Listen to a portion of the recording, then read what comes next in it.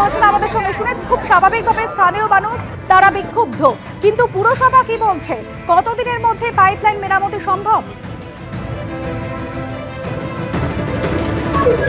দেখো অনুসোয়া, এই মুহূর্তে আমরা দাঁড়িয়ে রয়েছি বেলগেছিয়া যে মোড়, সেখানে কিন্তু আন্ডারগ্রাউন্ড পাইপলাইন বসানোর কাজ চলছে।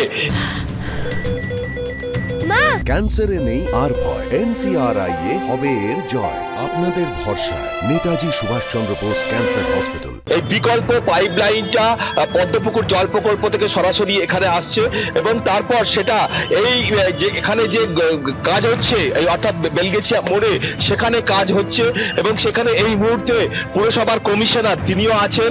কিছুক্ষণ আগে চেয়ারম্যান এসেছিলেন, তিনিও কাজকর্ম দেখে গেলেন।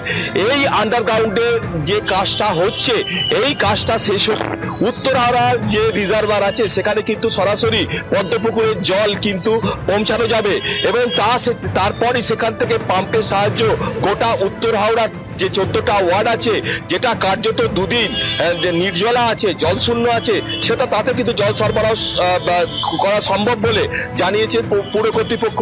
এবং এই মুহূর্তে যেটা দেখা যাচ্ছে, ঝমঝম করে বৃষ্টি হয়েছে, যার ফলে এখানে কলকাতা KMDA এর ইঞ্জিনিয়ার এবং হাওড়া পুরসভার ইঞ্জিনিয়াররা যারা কাজ করছিলেন তারা এখন কিছুক্ষণের জন্য কাজ বন্ধ রেখেছেন, কাজ ব্যাহত হচ্ছে।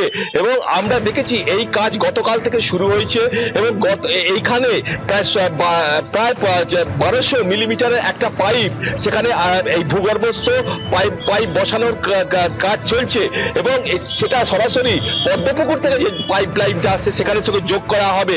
ততক্ষণে কিন্তু যতক্ষণ না এই কাজটা সম্পূর্ণ হচ্ছে ততক্ষণ কিন্তু জল সরবরাহ কার্যত বন্ধ থাকবে। এবং যেটা জানা যাচ্ছে যে হাওড়া পুরসভা প্রশাসক মন্ডলীর চেয়ারম্যান সুজয় চক্রবর্তী জানিয়েছেন এই কাজটা শেষ হতে এখনো আর একদিন, অর্থাৎ রবিবার কাজ শেষ হবে বলে তিনি আশ্বাস দিয়েছেন। সোমবার থেকে পরিস্থিতি স্বাভাবিক হবে বলে জানিয়েছেন।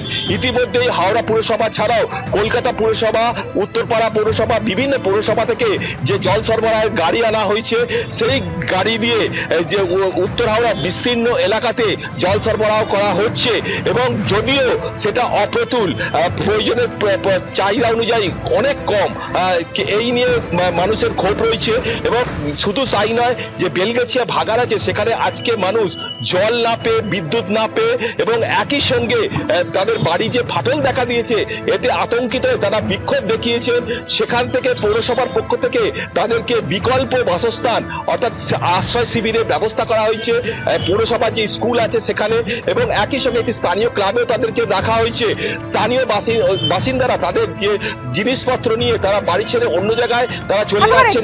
ভোগান্তির শিকার হচ্ছেন সাধারণ মানুষ এবং পুরসভার পক্ষ থেকে বলা হচ্ছে এখনো পর্যন্ত পুরোপুরি মেরামত করতে পাইপ আগামীকাল পর্যন্ত সময় লাগবে।